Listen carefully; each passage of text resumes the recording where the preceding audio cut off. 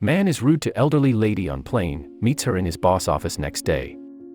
Tim is outraged when a flight attendant tries to convince him to swap his first-class seat with that of an elderly lady in economy class who's feeling sick. However, his rude reaction returns to haunt him when he next sees her. Tim tapped out an email on his laptop and clicked send with far more force than was necessary. He reached for the soda the flight attendant had brought him and downed it in one gulp. Tim surveyed the comforts available to him in the airplane's first-class section for a moment. Finally, his boss appreciated his work enough to let him travel with the luxury he deserved. However, this privilege might be stripped away if his latest negotiation efforts failed. Tim's focus returned to his laptop. He typed out another message to a different stakeholder this time and sent that too. A reply to Tim's first email had just appeared in his inbox when a flight attendant appeared at his elbow. An older woman trailed in her wake. "Excuse me, sir," the flight attendant said. "This lady has fallen ill, so we'd like to upgrade her to first class for the remainder of the flight. Would you be so kind as to trade seats with her?" "No," Tim snapped. "How dare you ask me such a question? Can't you see I'm working here? I assure you that you can continue to enjoy our in-flight Wi-Fi in economy, sir." The flight attendant smiled at him. "And what about elbow and lap space for my laptop? I can't continue working in economy, and you know it. Why are you asking me anyway? What about everyone else?" The older lady groaned and leaned against Tim's headrest.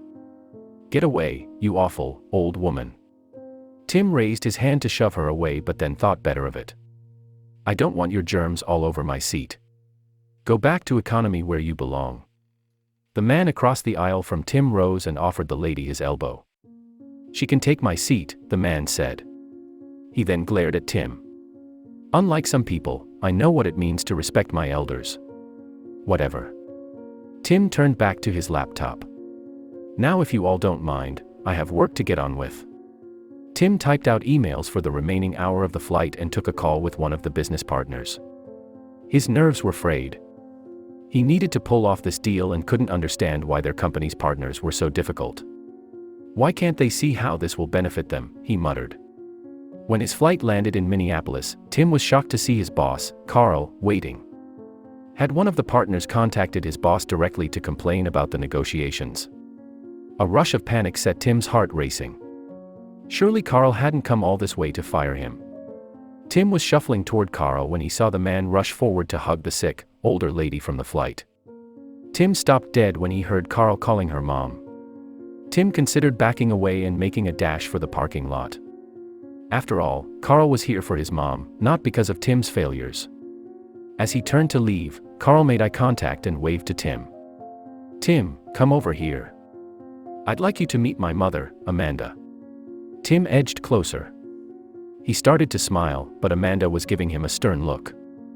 "I didn't feel well on the flight, Carl," Amanda said. Tim's breath caught in his throat. He was about to be exposed for being rude and cruel to his boss's mother. "And I don't particularly feel like meeting anyone right now," Amanda continued. Of course, Carl offered Amanda his arm. "Let's get you home. Tim, I'll see you in the morning for a debrief on the negotiations, okay?" "Sure, I'll be there." Carl smiled, but inside, he was quaking with nerves. Amanda might not have said anything now, but he was sure she'd tell Carl everything on the way to her home. Tim was still a bundle of nerves when he arrived at the office the following day. He rehearsed what he'd say to Carl about his behavior on the plane 1,000 times as he waited to be summoned to his boss's office. However, the summons never came. Tim went home and threw a meal into the microwave. He'd felt queasy at the thought of eating during lunch, and now he was starving. As he sat down, he received a phone call from Carl. "Tim, hi. Sorry to call after hours, but I want to touch base with you on the negotiations. I haven't gotten any contracts on my desk, so I take it there are issues to iron out." "Yes. Maloney dislikes the new supplier, and Hart has concerns about the location of the additional warehouse." Tim sighed. He was so relieved Carl wasn't calling about his mom that these problems seemed minor by comparison. "They're stubborn about it too," he continued. "I outlined how the changes are necessary for our image and the long-term profit increase we forecast, but they need more convincing. We'll get them on board. I'm going to call in an expert to help you proceed. Tim was very curious about who this expert might be. He hurried to Carl's office when he was called the next day and was astonished to see his mother there. "You remember my mother, Amanda?" Carl said. "She's the expert I mentioned last night. Although she's retired now, my mother actually built this company from the ground up. She's an excellent negotiator and has agreed to help you with our current situation. I look forward to working with you," Tim said. Amanda looked him up and down and arched her eyebrows.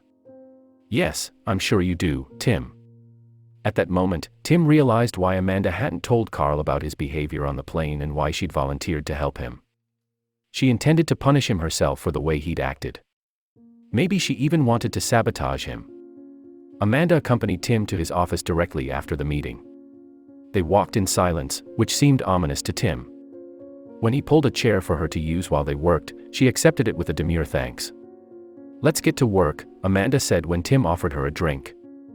"I'd like to start by going over your presentation. It's far too easy to slip into sloppy habits when presenting new plans to partners with whom you have an existing relationship." Tim had put hours of work into his presentation, but he pulled up the file without objections. Amanda watched it without making any comments except for the occasional nod or hum. "Okay, tell me their initial reaction to all of this," Amanda said. Tim began to outline Hart and Maloney's complaints, but Amanda interrupted him with questions about their postures and body language. Tim instantly felt inept. He hadn't noted all the details she insisted were important. Tim's second day of working with Amanda was much the same. She asked questions about his correspondence with their business partners since the negotiations and nitpicked on details he'd never thought to notice. "It's as I suspected," Amanda said as she left. "You relied so heavily on your existing relationship with Maloney and Hart that you got sloppy. You ignored the clues that would have allowed you to address their concerns before they raised them." Tim stared at her in shock. How dare she call his work sloppy? His suspicions were correct, she did plan to sabotage him. "But we can still salvage the situation," Amanda continued. "I'll tell you what I have in mind when I see you tomorrow." "Sure," Tim replied. "I'm eager to see what you come up with. You are an expert, after all." Amanda gave him an odd look. She seemed about to say something but left without another word. "This is crazy," Tim said when Amanda told him her plan the next day. "It will never convince them, and worse than that, they'll think we're trying to butter them up." "Tim, sometimes in business, people expect a little buttering up." She leaned forward in her seat and fixed him with a stern stare. "You would do well to keep that in mind, especially when dealing with people like Hart and Maloney." "What's that supposed to mean?" Tim snapped. "It means that you need to work on your people skills. Hart is a family man, and visits to the new warehouse will add to his commute time. Maloney, on the other hand, is even more concerned with image and carbon footprint than we are." Amanda sat back and folded her hands in her lap. "The solution is simple, Tim. Hart needs to see that this new development won't cut into his family time, while Maloney needs proof that our supplier follows best practices. The incentives I suggested are to show that we care about our business relationship and understand their concerns." Tim didn't like Amanda's plan. He was still certain she was out to get him for how he treated her on the plane but had no way to counter it. Unless he told Carl everything and risked getting fired or demoted, his only choice was to follow through. "At least I can truthfully say this whole disaster was her idea when it blows up in our faces." Tim worked on the document outlining Amanda's incentive plan. To Tim's shock, both partners had replied positively by the end of the day. They wanted to discuss the new plan in more depth. Tim suggested they have a video conference later that week. When he told Amanda the news, she smiled at him for the first time. "You see, I am an expert, after all," she said. That Friday, Tim convinced Hart and Maloney to commit to the plan Amanda had proposed. He promised to get amended contracts to them by Monday and went out that night to celebrate. While Tim sat at his favorite bar, he kept thinking about how he'd misjudged Amanda and how terrible he'd been to her on the plane. She hadn't told Carl what had happened either. "I owe her a huge apology," Tim decided. That Monday, Tim bought a massive bunch of flowers and took them straight to the office Amanda was using. The moment she invited him in, he started apologizing. "I was so rude to you on the plane, and you were kind enough to help me in spite of my bad behavior. I don't understand why you didn't use this opportunity to get revenge on me, and I hope you can find it in your heart to forgive me." He held out the bouquet to Amanda, but she didn't respond as he'd expected. "Revenge?" Amanda scoffed. "Tim, I've lived long enough to learn that spite and petty meanness does nothing but poison the one who uses them." She took the flowers and smelled them. "Besides, I already knew who you were on the plane. I may be retired, but I keep up with what's going on in this business. When you were so rude and insistent about working, I assumed your negotiations went poorly." "You knew who I was all along?" Tim asked. "I just said so. I knew you were due to negotiate a new business proposition too.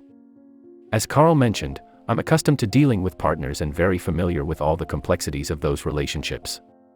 "Oh, I could have told Carl about your behavior, but that wouldn't have helped." Amanda shrugged. "I'm sure he vets his employees well enough to ensure he isn't payrolling people who are habitually rude, and I saw no point in making you suffer for your reactions when you were clearly stressed."